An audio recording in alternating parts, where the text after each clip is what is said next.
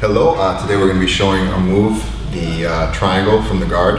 My name is Mike, I'm a black belt at the Renzo Gracie New York City Academy, and this is Fred who will be helping me out today. So this position, very common, and actually we're going to be on this side first. So you're in this position all the time.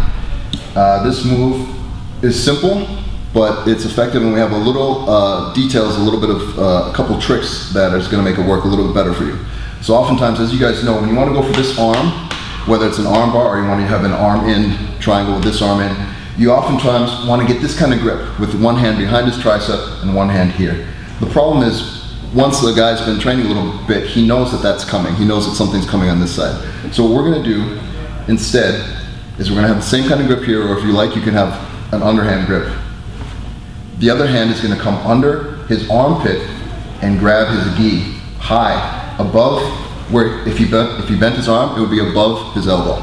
And what this gives us functionally is the same thing, because now when he tries to pull his arm back, I've locked his arm here with my forearm.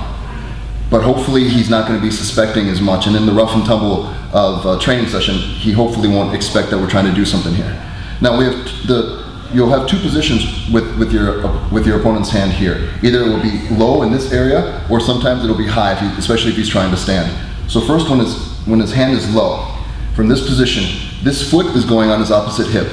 We're going to raise our hips, rotate our leg outside to in, and with the bottom of our foot, we're going to push his shoulder back, which you see opens up his arm and his neck for a triangle on this side. So again, we're here from the guard. We don't want to have this kind of grip because our opponent, our training partner, is going to be aware of what's coming.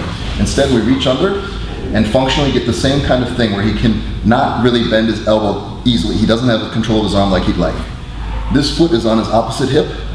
We're going to raise our hips with the sole of our foot, kick his shoulder back, and raise our hips again to lock on the triangle. So that's the first position. The second position, very similar, and in a second we'll do this from another angle so you can see it as well. Again, we have the same grip. This time, he has his hands high. Maybe he was just trying to stand, or he's thinking that he wants to stand now. If his hips are forward like this because he's preparing to stand, I might have to move back a little bit.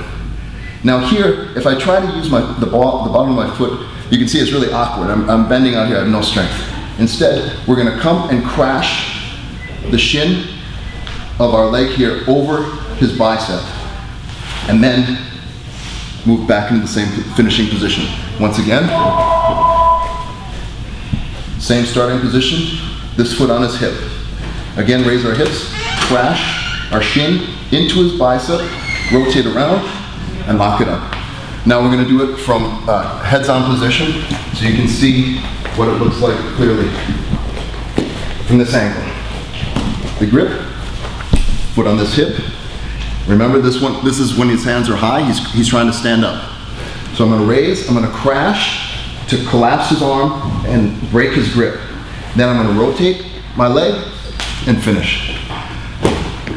Now the low hand, which we started out with, again the grip, foot here, I'm raising up, and as I raise, this leg is going to rotate at the knee so that I can push with the sole of my foot and lock on the triangle.